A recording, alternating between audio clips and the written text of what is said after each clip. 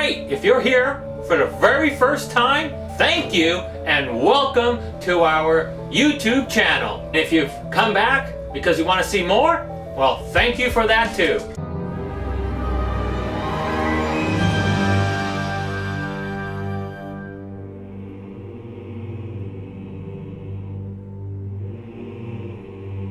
This is Jedi's for Jesus. There are so many crazy things going on in the United States, and there's so many things I could talk about, but I'm going to go ahead and play a video here real shortly about Antifa. I just had an incident in Walnut Creek, California, where there was some Black Lives Matter protests going on there, and just unbelievable. I get out and I see certain things, and to actually see a protest going on and seeing the signs up that basically say F the police and say defund the police, and you know, it was kind of funny this morning. I was talking to my wife about it and telling her, it's like, okay, so I'd go up to the guy that's holding the sign that says basically defund the police and go over there and hit him in the face and say, okay, who are you gonna call now? Especially if, you know, there was no police. It's like, you know, somebody would come up, hit you in the face, and what are you gonna do? Who are you gonna call?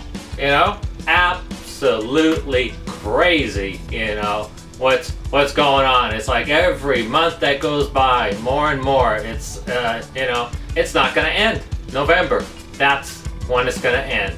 And I mentioned to you that I'm gonna go ahead and put a video on here about Antifa and what it's all about.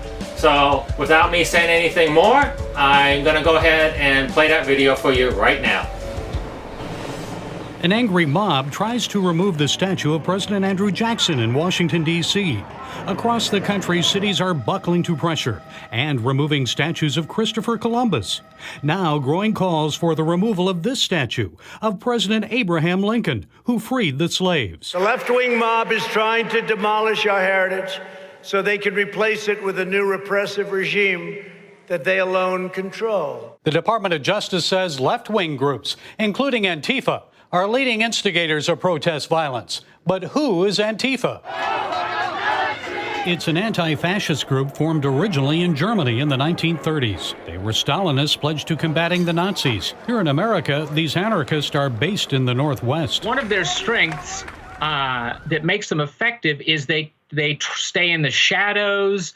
They don't have a regular headquarters, regular funding.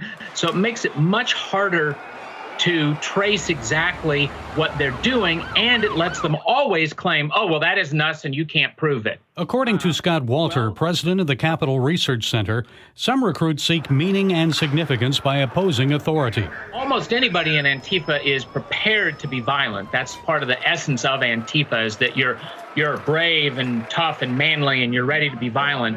Antifa's militant wing is called Redneck Revolt. One of its main goals, abolish police departments nationwide. The Redneck Revolt is a group active in some places, also goes by the name the John Brown Gun Club. If you know your Civil War history, of course, John Brown, shortly before the Civil War, tried to have a violent revolt. An undercover reporter with Project Veritas recently infiltrated the group's North Carolina chapter. This particular group sees themselves as armed revolutionaries, and they believe in total abolition of everything, including the police. There were multiple chapters of Redneck Revolt that went to Charlottesville and acted as the militia wing of the anti-fascist movement. One of their missions is to arm minorities. Redneck Revolt invited the undercover journalist to the gun range.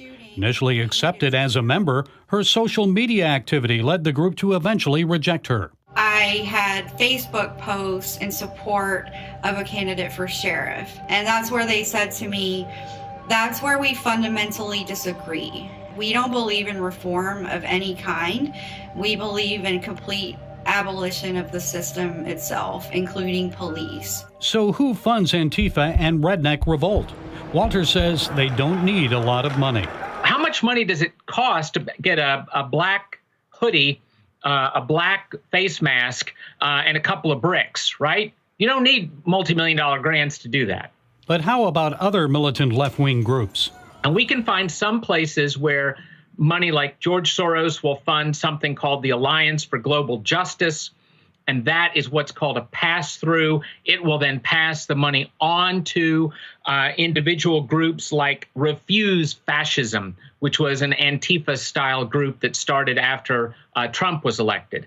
So what can be done to stop these violent leftist groups?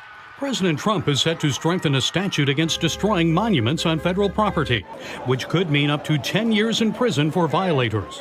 At least in the case of Antifa, President Trump and U.S. Attorney General William Barr want them designated as terrorists.